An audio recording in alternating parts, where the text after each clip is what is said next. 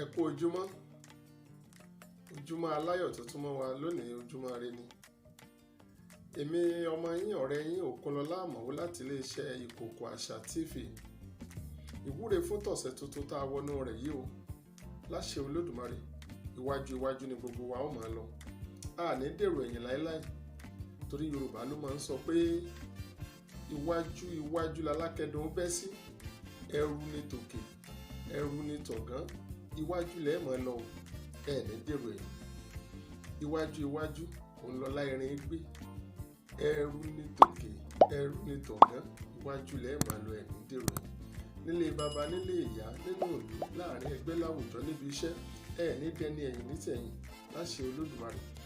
Wọ́n lọ́pẹ̀lẹ̀ lórí ó tán ló dakùn délẹ̀ ló bá fún pérégede tí ń ṣe yèyé ojoojúmọ́ tó mọ́ wa lónìí. Ojúmọ́ ajé ni, ojúmọ́ tó mọ́ wa lónìí, ojúmọ́ ọlá ni, ojúmọ́ tó mọ́ wa lónìí, ojúmọ́ ire gbogbo ni. Bá a ṣe ń lọ, àní lọ́lọ́ ẹjọ́ tó lọ tí ò dé lọ wú.